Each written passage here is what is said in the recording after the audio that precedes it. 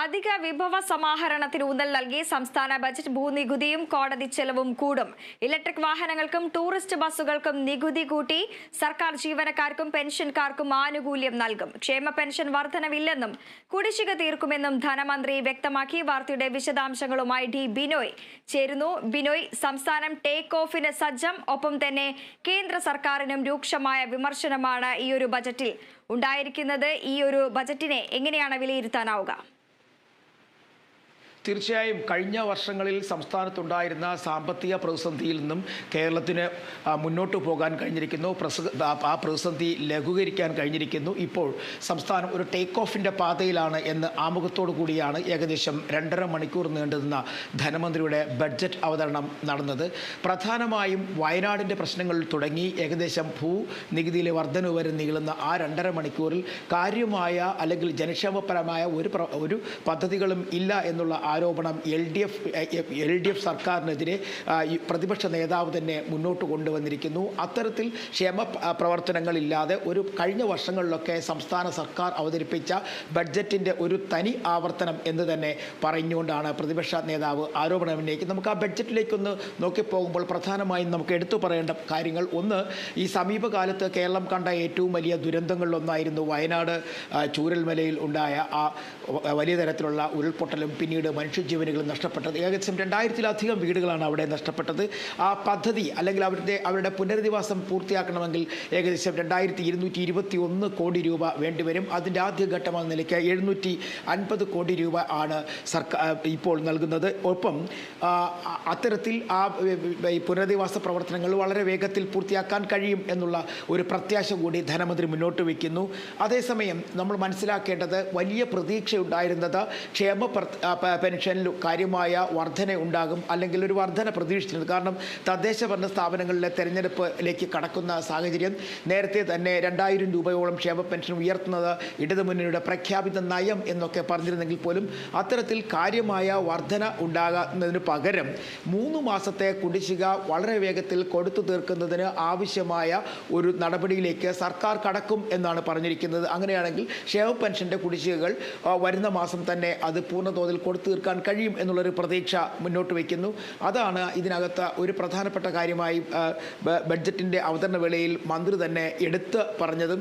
മറ്റു മേഖലകളിലേക്ക് നമ്മൾ കടന്നു വരികയാണെങ്കിൽ വലിയ തരത്തിലുള്ള പ്രഖ്യാപനങ്ങൾ ഉണ്ടായില്ല എങ്കിൽ പോലും 2 ഗഡു DA, അതായത് ഈ കൊടുക്കാനുള്ള 2 ഗഡു DA ഉണ്ട് സർക്കാർ ഉദ്യോഗസ്ഥന്മാർക്ക്. അത് ഉടൻ തന്നെ നൽകും. അത് PF-ലേക്ക് ലയിപ്പിക്കാനാണ് ഇപ്പോഴത്തെ തീരുമാനം. ഒപ്പം 1 ഗഡു DA കൂടി അനുവദിക്കുകയും ചെയ്തിട്ടുണ്ട്. അത്തരത്തിൽ സർക്കാർ ഉദ്യോഗസ്ഥന്മാർക്ക് ഒരു നേരിയ ആശ്വാസത്തിൻ്റെ വാക്കുകൂടെ കടന്നുപോയെങ്കിൽ പോലും ആ 2 ഗഡു DA അവർക്ക് ശമ്പളത്തിനോടൊപ്പം ലഭിക്കുന്നില്ല. പകരം അത് PF-ലേക്ക് ലയിക്കപ്പെടുന്നു എന്നുള്ളതാണ് ഒരു കാര്യം എടുത്തു പറയാനുള്ളത്. ഒപ്പം മറ്റൊരു കാര്യമുള്ളത്, നികുതി ഇതര വരുമാനത്തിൽ കാര്യമായ വർധന സംസ്ഥാനത്ത് ഉണ്ടായിരിക്കുന്നു. അതുകൊണ്ട് തന്നെ ധനസ്ഥിതിയിൽ കാര്യമായ മെച്ചപ്പെടുത്തൽ അല്ലെങ്കിൽ മെച്ചപ്പെട്ടു എന്ന് പറയുമ്പോഴും പല മേഖലകളിൽ നിന്നും വലിയ തരത്തിലുള്ള നികുതി പിരിക്കാൻ ഒരു നീക്കം നടക്കുന്നു എന്നുള്ളതാണ് മനസ്സിലാക്കുന്നത്. പ്രത്യേകിച്ച് ഭൂനികുതിയിൽ 50% വരെ വർധനവ്, ഒപ്പം ഇലക്ട്രിക് വാഹനങ്ങളിൽ കാര്യമായ നികുതി വർധന. അങ്ങനെ ഒരു തലത്തിൽ അല്ലെങ്കിൽ മറ്റൊരു തരത്തിൽ നികുതി വർധനയിലേക്ക് കാര്യങ്ങൾ പോകുന്നു. ഭൂനികുതിയിലുണ്ടാകുന്ന വർധനയ്ക്കൊപ്പം തന്നെ കോടതി ചിലവുകളും കൂടുകയാണ്. അവിടെയും ചിലവുകൾക്ക് അത് പരിഷ്കാരം വരുന്നു, വർധന ഉണ്ടാകുന്നു. കോടതി ഫീസുകൾക്ക് ഉൾപ്പെടെ വർധന ഉണ്ടാകുന്നു. രജിസ്ട്രേഷൻ നടപടിക്രമങ്ങളിലും ചില മാറ്റങ്ങളും ചില ഫീസ് വർധനയും വരുന്നുള്ളൂ. അങ്ങനെ സാധാരണക്കാരും ഇടനിലക്കാരും ഏറ്റവും കൂടുതൽ അടുത്ത് പ്രവർത്തിക്കുന്ന, അവരുമായി ബന്ധപ്പെട്ട് പ്രവർത്തിക്കുന്ന ചില മേഖലകളിൽ രജിസ്ട്രേഷനും ഭൂനികുതിയിലും ഒക്കെ തന്നെ വർധന ഉണ്ടായിരിക്കുന്നു എന്നുള്ളത് പ്രതിപക്ഷം വലിയൊരു ആരോപണമായി തന്നെ മുന്നോട്ട് വരുന്നു. കാരണം ഇരട്ടിയിലധികം ഭൂനികുതി വർധന ഉണ്ടായിരിക്കുന്നു എന്നുള്ളതാണ് പ്രതിപക്ഷത്തിൻ്റെ ആരോപണം. അത് സാധാരണക്കാരനെ കാര്യമായി ബാധിക്കുന്നു എന്നും പറയപ്പെടുന്നു. എന്തായാലും ഇതൊക്കെ തന്നെ ചൂണ്ടിക്കാണിച്ചുകൊണ്ട് പ്രതിപക്ഷ നേതാവ് ഒരു വാർത്താ സമ്മേളനം നടത്തി പിരിയുകയും ചെയ്യുന്നു.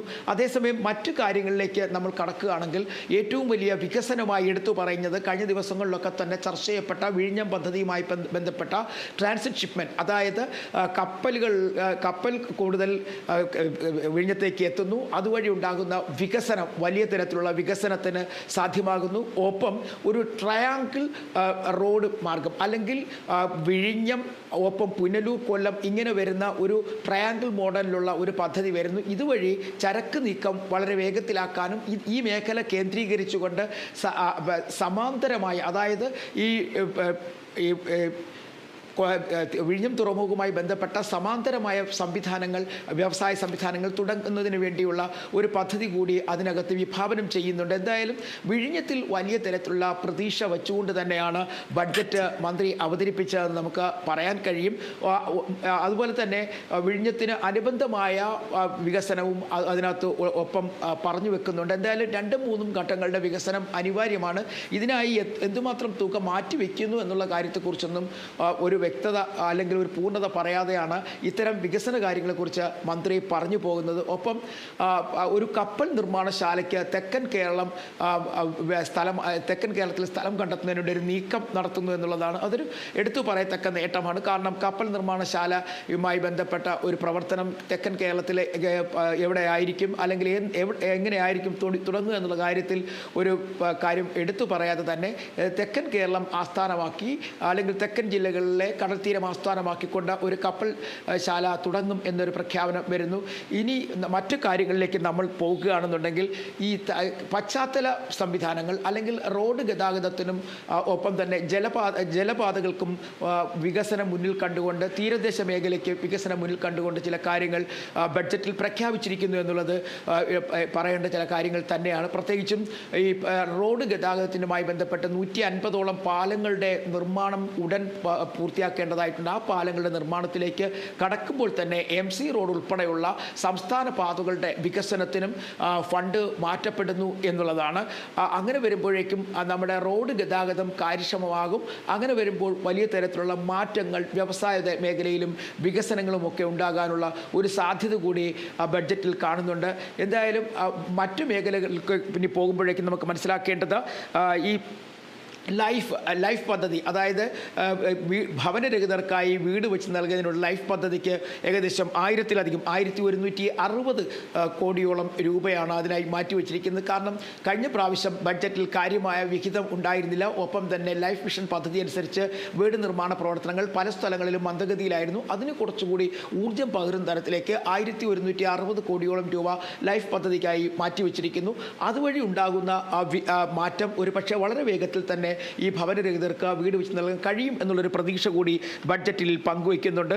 ഒപ്പം മറ്റൊരു കാര്യം എടുത്തു പറയേണ്ടത് കാരുണ്യ പദ്ധതിക്കായിട്ടാണ് 600 കോടി രൂപ മാറ്റിവെച്ചിരിക്കുന്നത്. അതിൽ നമ്മൾ മനസ്സിലാക്കേണ്ടത് വിവിധ ആശുപത്രികളിലും വിവിധ സ്ഥലങ്ങളിലുമായി സംസ്ഥാന സർക്കാർ നൽകേണ്ടത് 1000 കോടിയിലധികം ഉണ്ട് എന്നുള്ളതാണ് വകയിരുത്തൽ. അതായത് നേരത്തെ പല കാര്യങ്ങൾക്കായി മരുന്ന് വാങ്ങിയ ഇനത്തിലായാലും ചികിത്സാ സംവിധാനങ്ങൾ ഉറപ്പാക്കിയ രീതിയിലായാലും ഒക്കെ തന്നെ വലിയ തരത്തിലുള്ള ഒരു തുക സർക്കാരിന് പല സ്ഥലങ്ങളിലായി അല്ലെങ്കിൽ ആരോഗ്യവകുപ്പിന് നൽകേണ്ട ഒരു സാഹചര്യമുണ്ട്. അവിടെ 600 കോടി രൂപയാണ് പുതുതായി കാരുണ്യ പദ്ധതിക്കായി മാറ്റിവെച്ചിരിക്കുന്നത്.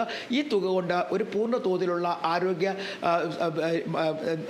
വകുപ്പിൻ്റെ പ്രവർത്തനത്തിന് അത് കാര്യമായി ബാധിക്കാനുള്ള സാധ്യതയില്ല എങ്കിൽ പോലും, എന്നാൽ ഒരു മുന്നോട്ട് പോകിന് വലിയൊരു പ്രതിസന്ധി ഇല്ലെങ്കിൽ പോലും, എന്നാൽ ചില ഘട്ടങ്ങളിലൊക്കെ ഇത് പ്രതിസന്ധിക്ക് വകവയ്ക്കും. ഒപ്പം ഈ മരുന്നുൾപ്പെടെയുള്ള കാര്യങ്ങൾ യഥാസമയം ലഭ്യമാക്കുന്ന കാര്യത്തിലുമൊക്കെ ചില തരത്തിലുള്ള വീഴ്ചകൾക്കും സാധ്യതയുണ്ടാകും. ഒപ്പം ഇത് നമ്മൾ മനസ്സിലാക്കേണ്ട ഒരു കാര്യം, വിവിധ പദ്ധതികൾ പ്രത്യേകിച്ചും ഭക്ഷ്യ സിവിൽ സപ്ലൈസ് വകുപ്പുമായി ബന്ധപ്പെട്ടും ഒപ്പം ഈ ആരോഗ്യ മേഖലയുമായി ബന്ധപ്പെട്ട് നടത്തുന്ന സബ്സിഡിയാണ് ഭക്ഷ്യ സിവിൽ സപ്ലൈസിനെങ്കിൽ സൗജന്യ ചികിത്സയാണ് ആരോഗ്യവകുപ്പിന്. അപ്പോൾ ഈ രണ്ട് മേഖലകളും ഈ രണ്ട് വകുപ്പുകളും കാര്യക്ഷമമായി മുന്നോട്ട് പോകണം എന്നുണ്ടെങ്കിൽ സർക്കാരിൻ്റെതായ സഹായം അല്ലെങ്കിൽ കൈത്താങ്ങ് വളരെയധികം അനിവാര്യമാണ്. എന്നാൽ ഈ മേഖലകൾക്ക് ഈ ഭക്ഷ്യ സിവിൽ സപ്ലൈസിനും ആരോഗ്യവകുപ്പിനും കാര്യമായ രീതിയിൽ ഒരു പിന്തുണ നൽകുന്ന ഒരു പ്രഖ്യാപനം ഉണ്ടായില്ല എന്ന് പറയേണ്ടി വരും. കാരണം ഏകദേശം 1000 കോടിയിലധികം രൂപയാണ് ആരോഗ്യവകുപ്പ് വിവിധ സ്ഥലങ്ങളിലായി നൽകാനുള്ളത്. ഒപ്പം ഭക്ഷ്യ സിവിൽ സപ്ലൈസ് വകുപ്പ് തന്നെ ചെറുകിട സംരംഭകരിൽ നിന്നും സാധനങ്ങൾ വാങ്ങിച്ച് സബ്സിഡി നിരക്കിൽ കൊടുത്ത സബ്സിഡി ഇനത്തിൽ വിൽപ്പന നടത്തിയിൽ തന്നെ വലിയൊരു തുക നൽകാനുണ്ട്. അങ്ങനെയുള്ള സാമ്പത്തിക പ്രതിസന്ധിയിലൂടെ കടന്നു പോകുന്ന ഭക്ഷ്യ സിവിൽ സപ്ലൈസ് വകുപ്പിനെ ഒക്കെ കാര്യമായ ഒരു സഹായം പ്രതീക്ഷിച്ചിരുന്നുവെങ്കിലും അതിലേക്കൊന്നും കാര്യങ്ങൾ എത്തിയില്ല. അതേസമയം KSRTCക്ക് ഏകദേശം 178 കോടിയോളം രൂപ നൽകുന്നുണ്ട്. പുതിയ വാഹനങ്ങൾ വാങ്ങുന്നതിന് വേണ്ടി 100 കോടിയിലധികം രൂപ നൽകുന്നുണ്ട്. എന്നാൽ ഇതുകൊണ്ടൊന്നും തന്നെ ഒരു കാര്യമായ ഒരു പുനരുജ്ജീവന പാക്കേജിലേക്ക് KSRTC എത്തുന്നില്ല. KSRTCക്ക് വേണ്ടത് കാര്യമായൊരു പിന്തുണ തന്നെയാണ്. പ്രത്യേകിച്ചും പകുതിയിലധികം വാഹനങ്ങളും ഇപ്പോൾ അതിൻ്റെ കാലാവധി കഴിഞ്ഞിരിക്കുന്ന വാഹനങ്ങളാണ്. പല വാഹനങ്ങളും റീപ്ലേസ് ചെയ്യുക അല്ലെങ്കിൽ മാറ്റി പുതിയ വണ്ടി കൊണ്ടുവരേണ്ട സാഹചര്യം എത്തിയിരിക്കുന്നു. അതിന് കാര്യമായ ഒരു പിന്തുണ ലഭിക്കുന്നില്ല എങ്കിൽ പോലും 100 കോടി രൂപ ബസ്സുകൾ വാങ്ങുന്നതിന് വേണ്ടി മാറ്റിവെച്ചിരിക്കുന്നത് ചെറിയൊരു ആശ്വാസമാണ്. അതേസമയം മറ്റ് സാമ്പത്തിക പ്രതിസന്ധികൾ പരിഹരിക്കുന്നതിനായ ഒരു പാക്കേജ് KSRTCയെ സംബന്ധിച്ചിടത്തോളം ഉണ്ടായിട്ടില്ല എന്നുള്ളത് എടുത്തു പറയേണ്ടി വരും. അതേസമയം കാർഷിക മേഖലയിലേക്ക് വരുമ്പോൾ നെല്ല് സംഭരണത്തിന് കാര്യമായ ഒരു തുക തന്നെ മാറ്റിവെക്കുന്നു. ഏകദേശം നെല്ല് വികസനവുമായി ബന്ധപ്പെട്ട് 150 കോടി രൂപയും പച്ചക്കറി വികസനത്തിന് ഏകദേശം 78 കോടിയും നാളികേരവുമായി ബന്ധപ്പെട്ട് 70 കോടിയൊക്കെ തന്നെ മാറ്റിവെച്ചിട്ടുണ്ട്. അതൊരു കാര്യമായ ഒരു സഹായം എന്ന് തന്നെ പറയേണ്ടി വരും. കാരണം നെല്ല് സംഭരണവുമായി ബന്ധപ്പെട്ട് പലപ്പോഴും കുട്ടനാടൻ മേഖലകളിലൊക്കെ വലിയ തരത്തിലുള്ള കൃത്യസമയത്ത് നെല്ല് സംഭരിക്കാൻ കഴിയാത്തത് കൊണ്ട് തന്നെ അവർക്ക് വലിയ തരത്തിൽ നഷ്ടങ്ങൾ ഉണ്ടായിട്ടുണ്ട്. അത്തരം നഷ്ടങ്ങളൊക്കെ നിലനിൽക്കുന്ന ഒരു സാഹചര്യത്തിൽ ചെറിയൊരു കൈത്താങ്ങായി ഈ തുക ഉപയോഗിക്കാൻ കഴിയും. അതൊരു മാറ്റമാണ്. പ്രത്യേകിച്ചും ഈ പച്ചക്കറി കർഷകർ അല്ലെങ്കിൽ ഒപ്പം തന്നെ നാളികേര കർഷകർക്കൊക്കെ ഇതൊരു ആശ്വാസമായി മാറപ്പെടും. എന്നാൽ സമഗ്രമായ ഒരു വികസനം മുന്നിൽ കണ്ട് വന്നിരിക്കുന്നത് ടൂറിസം മേഖലയുമായി ബന്ധപ്പെട്ടാണ്. ടൂറിസം മേഖലയിൽ കെ-ഹോം പദ്ധതികൾ, അതായത് അടഞ്ഞു കിടക്കുന്ന തീരദേശ മേഖലയിലെ വീടുകൾ വാടകയ്ക്കെടുത്തുകൊണ്ട് അവിടേക്ക് വിനോദസഞ്ചാരികളെ ആകർഷിക്കുന്ന തരത്തിലേക്ക് ഒരു കെ-ഹോം പദ്ധതി സർക്കാർ ആലോചിക്കുന്നുണ്ട്. അതായത് സർക്കാർ നിയന്ത്രണത്തിലുള്ള ഒരു പദ്ധതിയാണ് ഇത്. വിനോദസഞ്ചാര മേഖലയ്ക്ക് കാര്യമായ ഒരു വികസനമുണ്ടാകും. ഒപ്പം ഇതുമായി ബന്ധപ്പെട്ട തീരദേശ റോഡിൻ്റെ നവീകരണത്തിന് കൂടി ഒരു പദ്ധതി ഉണ്ടായിരിക്കുന്നു. അതായത് കോവളം മുതൽ പൂവാർ മുതൽ ഏകദേശം കാസർഗോഡ് വരെ നീണ്ടുപോകുന്ന തീരദേശ റോഡിൻ്റെ നിർമ്മാണ പ്രവർത്തനങ്ങൾ പൂർത്തിയായി കഴിയുമ്പോൾ ഈ തീരദേശ റോഡിൻ്റെ സമീപങ്ങളിലായി ഒക്കെ തന്നെ വിനോദസഞ്ചാരവുമായി ബന്ധപ്പെട്ട വിവിധ പദ്ധതികൾക്ക് സർക്കാർ പരിഗണന നൽകുന്നു. അങ്ങനെ ടൂറിസം കൂടി വികസിപ്പിച്ചെടുത്തു കഴിഞ്ഞാൽ തീരദേശ റോഡ് വഴിയുള്ള ആളുകളുടെ സഞ്ചാരം വർദ്ധിക്കും. ഒപ്പം മറ്റു മേഖലകളിൽ നിന്നുള്ള ആളുകളെ ഈ തീരദേശത്തേക്ക് ആകർഷിക്കാൻ കഴിയും. അങ്ങനെ വിനോദസഞ്ചാരത്തിൽ കൂടുതൽ മാറ്റങ്ങൾ വരുത്താൻ കഴിയും എന്നുള്ള പ്രതീക്ഷ കൂടി വെച്ചുകൊണ്ട് തന്നെയാണ് തീരദേശ റോഡുകൾ എന്നുള്ള ഒരു വികസനം കൺസെപ്റ്റിലേക്ക് എത്തിച്ചേർന്നിരിക്കുന്നത്. ഒപ്പം പ്രധാനപ്പെട്ട നഗരങ്ങൾ, അതായത് ഇപ്പോൾ കൊച്ചിയിൽ മെട്രോ എത്തിക്കഴിഞ്ഞിരിക്കുന്നു. ഇനി തിരുവനന്തപുരം, കോഴിക്കോട് തുടങ്ങിയ 2 ജില്ലകളിൽ കൂടി മെട്രോ വരാൻ പോകുന്നു. അങ്ങനെ വരുമ്പോഴേക്കും തലസ്ഥാന നഗരിക്കും ഒപ്പം കോഴിക്കോടിനും ഈ ഗതാഗത സംവിധാനങ്ങൾക്കും തിരക്കിനും ഒക്കെ ഒരു ആശ്വാസമായി മാറും. 2025-26 വർഷത്തിൽ തിരുവനന്തപുരം മെട്രോയുടെ നിർമ്മാണ പ്രവർത്തനങ്ങളിലേക്ക് കടക്കാൻ കഴിയും എന്നുള്ള പ്രതീക്ഷ കൂടി ബഡ്ജറ്റ് പങ്കുവയ്ക്കുന്നുണ്ട്. അതൊരു എടുത്തു പറയത്തക്ക കാര്യം തന്നെയാണ്. ഒപ്പം നഗരവികസനത്തിനായി കൂടുതൽ തുക മാറ്റിവെച്ചിരിക്കുന്നു. പ്രത്യേകിച്ചും കോർപ്പറേഷനുകളുടെ വികസനത്തിനാണ് ഈ വലിയ തരത്തിലുള്ള ഒരു തുക മാറ്റിവെച്ചിരിക്കുന്നത്. തിരുവനന്തപുരം, കോഴിക്കോട്, കൊച്ചി തുടങ്ങിയ കോർപ്പറേഷനുകളിലെ വലിയൊരു മാറ്റം, വികസനത്തിൻ്റെതായ ഒരു മാറ്റത്തിന് വേണ്ടി ഒരു ശ്രമം ഈ ബഡ്ജറ്റിൽ നടത്തുന്നുണ്ട്. മാത്രവുമല്ല ഏകദേശം 10 വർഷം കഴിയുമ്പോഴേക്കും ഗ്രാമങ്ങൾ നഗരത്തിൻ്റെ ഭാഗമായി മാറുന്നു, അല്ലെങ്കിൽ ഗ്രാമങ്ങൾ നഗരത്തോടൊപ്പമുള്ള വികസനമായി കാണാൻ കഴിയും. അങ്ങനെയുള്ള വികസനങ്ങൾ കൂടി മുന്നിൽ കണ്ടുകൊണ്ടുള്ള ഒരു പ്രവർത്തന രീതി ഉണ്ട്. അത്തരത്തിൽ അതിനുവേണ്ടിയുള്ള ചില നീക്കങ്ങൾ ബഡ്ജറ്റിൽ ഉണ്ടാകും എന്ന് മന്ത്രി തന്നെ വ്യക്തമാക്കിയിട്ടുണ്ട്. ഒപ്പം ഇനി നമ്മൾ പറയേണ്ട മറ്റൊരു കാര്യം, എല്ലാവരും വലിയ കാര്യമായി പ്രതീക്ഷിച്ചിരുന്നത് സാമൂഹ്യക്ഷേമ പെൻഷൻ, ഒപ്പം സർക്കാർ ജീവനക്കാർക്ക് ആശ്വാസകരമായി മാറപ്പെടുന്ന ചില പദ്ധതികളുമായിരുന്നു. എന്നാൽ കാര്യമായ തരത്തിൽ അതിലൊന്നും തന്നെ മാറ്റം ഉണ്ടായിട്ടില്ല. ഇനി ഒന്നുള്ളത് കിഫ്ബിക്ക് ധനാഗമന പദ്ധതികൾ ഉണ്ടാകും, അല്ലെങ്കിൽ കിഫ്ബിക്ക് വരുമാനം കിട്ടുന്ന രീതിയിലേക്ക് കാര്യങ്ങൾ എത്തപ്പെടും എന്നാണ് പറയുന്നത്. അപ്പോൾ ഇതിൽ നിന്ന് നമ്മൾ മനസ്സിലാക്കേണ്ടത് കിഫ്ബിയുടെ കീഴിലുള്ള റോഡുകൾ, അതായത് പ്രധാനപ്പെട്ട റോഡുകളിൽ ഒരു പക്ഷേ ടോൾ പിരിവിനുള്ള സാധ്യതകൾ കൂടി കാണിച്ചുകൊണ്ട് അല്ലെങ്കിൽ തെളിയിച്ചുകൊണ്ടാണ് ഇത്തരത്തിൽ ഒരു കാര്യം പറഞ്ഞിരിക്കുന്നത്. അതായത് കിഫ്ബിക്ക് വരുമാന മാർഗം ഉണ്ടാകുന്ന പദ്ധതികൾ കൂടി ആലോചനയിൽ ഉണ്ട് എന്നുള്ളത്. അങ്ങനെ കിഫ്ബിക്ക് അങ്ങനെ വരികയാണെന്നുണ്ടെങ്കിൽ ഒരു പക്ഷേ ടോൾ പിരിവ് ഉൾപ്പെടെയുള്ള കാര്യങ്ങൾ വേണ്ടിവരും. നിലവിൽ കിഫ്ബി ഇപ്പോൾ നിർമ്മാണ പ്രവർത്തനങ്ങൾക്ക് ഫണ്ട് വളരെയധികം ചിലവാക്കുന്നുണ്ടെങ്കിൽ പോലും അതിൽ നിന്നും കാര്യമായ ഒരു വരുമാനം കിട്ടുന്നില്ല. ഒരു സമാന്തര സംവിധാനമായി, അതായത് പൊതുമരാമത്ത് വകുപ്പിൻ്റെയും ജലവിഭവ വകുപ്പിൻ്റെയും ഒരു സമാന്തര സംവിധാനമായി മാത്രമാണ് കിഫ്ബി ഇപ്പോൾ മുന്നോട്ട് പോകുന്നത്. അങ്ങനെയുള്ള ഒരു സമാന്തര സംവിധാനത്തിൽ നിന്നും കാര്യമായ തരത്തിലുള്ള ഒരു സഹായം അല്ലെങ്കിൽ വരുമാനം കിഫ്ബിക്ക് ലഭ്യമാകുന്നില്ല. അതുകൂടി വിലയിരുത്തിക്കൊണ്ടാണ് വരുമാന മാർഗം എന്ന രീതിയിലേക്ക് ബഡ്ജറ്റിൽ ഒരു 2 വാക്കുകൾ പറഞ്ഞു പോകുന്നത്. ഇനി എടുത്തു പറയേണ്ടത് വന്യമൃഗങ്ങളുടെ ശല്യം ഏറ്റവും കൂടുതൽ നിലനിൽക്കുന്നതുമായി ബന്ധപ്പെട്ടാണ്. ആ മേഖലയിലെ പ്രശ്നങ്ങൾ പരിഹരിക്കുന്നതിനും കാര്യമായ പദ്ധതികൾ ഈ ബഡ്ജറ്റിൽ വകകൊള്ളിച്ചിട്ടുണ്ട്. വൃന്ദ.